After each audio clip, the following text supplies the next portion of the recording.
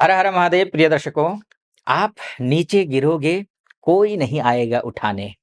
आप नीचे गिरोगे, कोई नहीं आएगा उठाने। ज़रा-सा ऊपर उठकर तो देखो, सब आ जाएँगे आपको गिराने। और अब गिराने के लिए ना आए तो आए, कोई चिंता की बात नहीं। आपके साहस के, आपके पराक्रम के, आपके इच्छाओं के भाव में पंचग्रही योग बन रहा है। इतना ही नहीं, पंचग्रही योग के साथ-साथ में आपका धन अ, यहाँ पर आपको लक्ष्मी नारायण नामक राजयोग बन रहा है, बुधादित्य नामक राजयोग बन रहा है, यहाँ पर शुक्रादित्य नामक राजयोग बन रहा है, यहाँ पर नीच भंग नामक राजयोग बन रहा है, यहाँ पर सारे शुक्र उच्च के हैं, सब कुछ अच्छे योग के साथ-साथ में कुछ बुरे योग भी बन रहे हैं और सारे बुरे योग और अच्छे योग मिलकर के कहाँ देखेंगे? भाग्य को देखेंगे। और भाग्यम फलति सर्वत्र न च विद्या न च पौरुषम। भाग्य अच्छा हो तो सब कुछ अच्छा, भाग्य खराब तो सब कुछ खराब। तो वो योग, अच्छे योग तो मैंने बताया, बुरे योग कौन-कौन से हैं? श्रापित दोष, प्रेत बाधा दोष भी बोलते हैं उसको, पिशाच योग भी बोलते हैं इसको। जब यहाँ पर इस भाव में बनेंगे सारे ग्रह, एक ही भाव में जब दंगल मचाएँगे, तो क्या फल मिलेगा? आइए इसको समझते हैं। वैसे 28 जनवरी से लेकर के ही ये जो शुक्र आप देख रहे हैं, बात मकर राशि की है, ध्यान रखिएगा, लग्न या राशि कहिए। बात शुक्र 28 जनवरी 2025 से ही ये उच्च के हो जाएँगे, लेकिन ये 6 डिग्री के जैसे ही होंगे, वैसे ही एक्टिवेट होंगे, यानी कि फल देना शुरू करेंगे और 6 डिग्री के ये 4 या 5 4 और 5 तारीख को ये 6 डिग्री हो रहे हैं। तो ये मानकर चलिए कि 5 तारीख से लेकर के 4 तारीख से लेकर के ही कहिए, ये आपको रिज़ल्ट देना शुरू कर देंगे। क्या रिज़ल्ट देंगे? आपके प्रोफेशनल कारक ग्रह हैं ये, आपकी नौकरी के, आपके इंटरव्यू के, पिताजी के साथ रिश्तों के, मान-सम्मान के, पद-प्रतिष्ठा के ये ग्रह हैं, आपके प्रेम संबंध के ये ग्रह हैं, एजुकेशन के ये ग्रह हैं, ये संतान के ग्रह हैं। अगर कोई घर में मांगलिक कार्य करवाने की सोच रहे, तो घर में मांगलिक कार्य होते हुए दिखाई दे रहे हैं। कब से कब तक ये भी बता देता हूँ। वैसे तो 28 जनवरी से लेकर के शुरू हो रहा है, 5 4 या 5 फरवरी से एक्टिवेट हो जाएँगे और ये 31 मई तक ये रहेंगे। ये सारे काम में अच्छा करेंगे ये। शुक्र धन दौलत के, धन धान्य से परिपूर्ण करने वाले, वैभव से परिपूर्ण करने वाले, समृद्धि देने वाले ग्रह हैं और शादी विवाह करवाने वाले ग्रह हैं। इन सभी क्षेत्रों में आपको संपन्नता मिल रही है, सफलता मिल रही है, ये मानकर चलिए। ठीक, ये शुक्र के माध्यम से है। अब शुक्र ये 31 मई तक हैं। अब इसके बाद आइए आगे चलते हैं। बुध आ जाएँगे यहाँ कितने तारीख को? 27 फरवरी को। 27 फरवरी को जैसे ही बुध यहाँ आएँगे, बुध भाग्येश हैं, भाग्येश होकर के नीच भंग राजयोग बना देंगे, लक्ष्मी नारायण नामक राजयोग बना देंगे यहाँ पर, तो ये बहुत अच्छा रहेगा। 2 योग अच्छे हैं, कौन-कौन से? नीच भंग राजयोग और लक्ष्मी नारायण राजयोग। लक्ष्मी नारायण राजयोग अर्थात भाग्य में पैसे आएँगे और नारायण भी हैं, लक्ष्मी और नारायण। जहाँ नारायण, जहाँ श्री हरि, वहाँ पर लक्ष्मी जी टिकती भी हैं। अक्सर लक्ष्मी जी का स्वभाव होता है अस्थिर, टिकती नहीं है।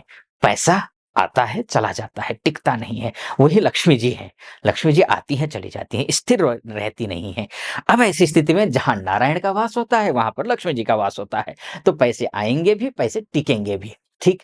अब ऐसी स्थिति यानी कि आपका बैंक अकाउंट तसल्ली देने वाला होगा। ये मानकर चलिए लक्ष्मी नारायण नीच भंग राजयोग बन रहा है। यानी कि कितनी ही विकट परिस्थिति क्यों ना हो, उस विकट परिस्थितियों से आप उभर करके फिर से वापस आएँगे और आप चौके-छक्के लगाएँगे।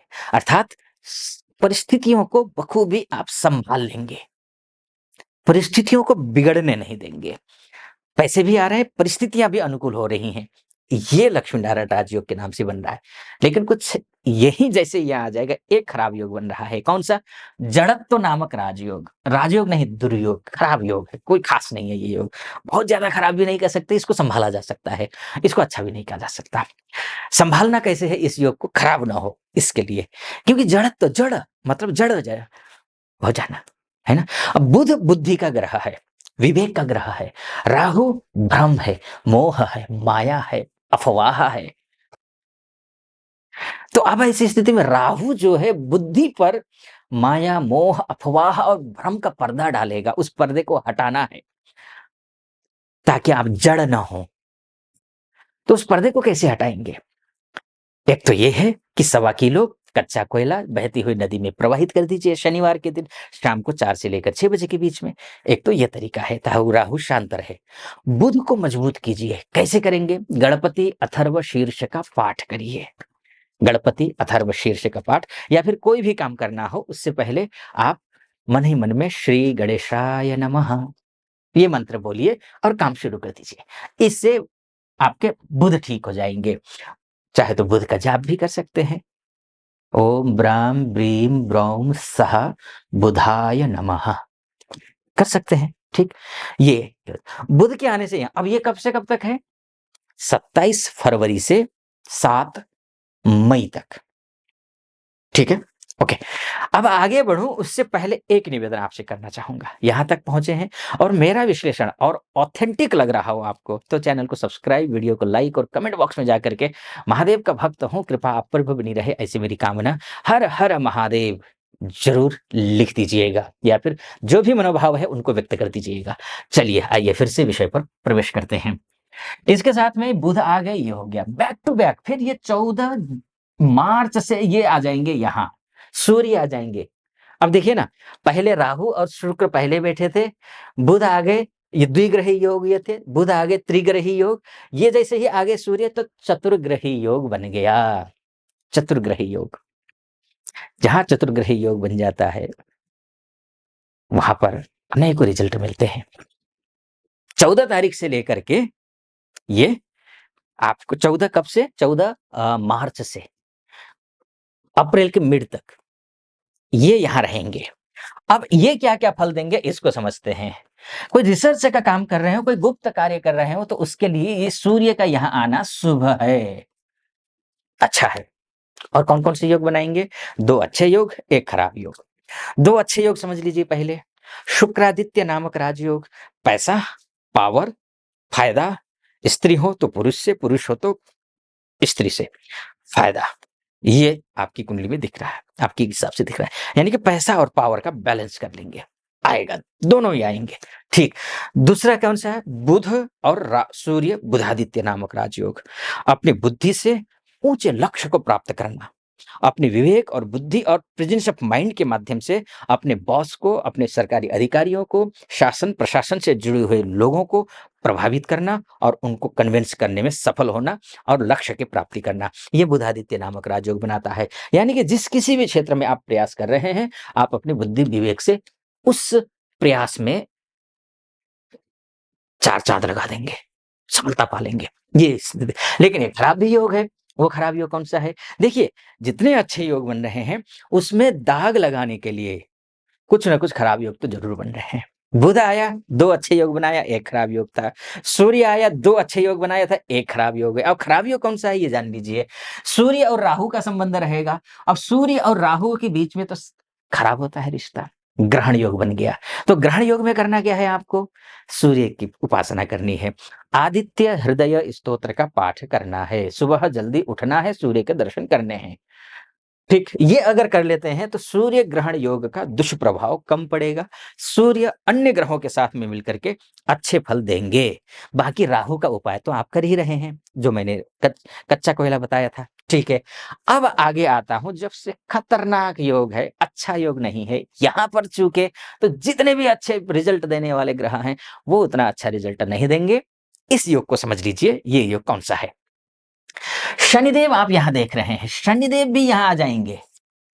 जैसे ही शनिदेव आएंगे, राहु शनि मिलकर के प्रेत बाधा दोष भी बोलते हैं, इसको श्रापित दोष भी बोलते हैं कुछ किताबें, कुछ शास्त्र, या फिर इसको पिशाच नामक योग भी बोला जाता है। ये तीनों, चाहे नाम कुछ भी लीजिए, लेकिन तीनों का अर्थ एक ही है कि भाई आपके लिए अच्छा नहीं है। अगर आपने कोई गलत कार्य किया है पीछे और उसने आपको कुछ बद्दुआएं दी हैं, उसने आपके लिए भला बुरा कहा हो और वाकई में आपने उसका नुकसान पहुंचाया है, तो वो जो श्रापित दोष है ना, जिसने किसी ने भी श्राप दिया आपको, वो श्रापित दोष अभी एक्टिवेट हो जाएगा।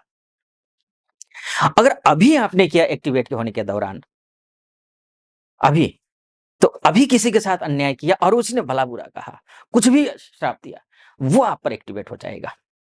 किसी की नज़र जल्दी लग जाएगी। इसलिए किसी के साथ गलत नहीं करना है। अगर पीछे गलत हुआ है तो प्रायश्चित कर लीजिए। अब ये कब से कब तक है ये भी समझ लीजिए। 29 मार्च से लेकर के 18 मई तक है। इस बीच में आप ध्यान रख लीजिए। इतना ध्यान रख लेते हैं, कोई चिंता की बात नहीं है। उपाय बता देता हूँ इसका, करना क्या है आपको। कच्चा कोयला 1.25 किलो जो पहले था उसको साथ में कर सकते हैं एक साथ। 1.25 किलो चना, काले चने या फिर उड़द की दाल, ये भी दोनों ही चल जाएगी। दोनों में से एक कोई रखना है। नारियल 1 या 11 नारियल, ये 2 कील सुरक्षित जगह पर रखना है, ध्यान रखिएगा। ऐसा नहीं कोई प्राणी की उसकी वजह से जो है ना मृत्यु हो, ऐसा ध्यान रखें। काले कपड़े में बांध करके ये सारी चीजें, एक रांगा आता है, रांगा के सिक्का भी ले सकते हैं, है ना? उसको बांध करके शनिवार के दिन शाम को 4 से 6 बजे के बीच में नदी में, बहती हुई नदी में प्रवाहित कर दीजिए। ऐसा करने से ये जो श्रापित दोष है, पिशाच योग है, ये खत्म हो जाएगा। इसका दुष्प्रभाव खत्म हो जाएगा, तो शुभ प्रभाव मिलेगा। खैर, बहुत लंबा हो गया वीडियो। यहाँ पर मैंने मोटा-मोटे तौर पर आपको बताने की कोशिश की है कि ये ग्रह इस भाव में जाएगा, ये फल देगा, ऐसा ये। शास्त्र के अनुरूप क्या कुछ होगा फल, ये मैंने बताया। लेकिन आपकी कुंडली ही आपका डीएनए है, आपकी कुंडली ही परम सत्य है। आप अपनी कुंडली के बारे में चर्चा करना चाहते हैं, महिला हो या पुरुष हो, देश से हो या विदेश से हो, बात करना अगर चाहते हैं मुझसे, तो ये नंबर है नीचे, उस नंबर पे कॉल कीजिए, फिर व्हाट्सएप कीजिए या फिर व्हाट्सएप कीजिए, मेरी टीम से बात कीजिए, अपॉइंटमेंट ले लीजिए, मैं स्वयं आपकी कुंडली का विश्लेषण करूँगा। सटीक लगा हो, सब्सक्राइब, लाइक और कमेंट ज़रूर कर दीजिएगा। महादेव की कृपा आप पर बनी रहे, ऐसी मेरी कामना। सुखी रहें, संपन्न रहें आप। फिलहाल अनुमति दीजिए। हर हर महादेव।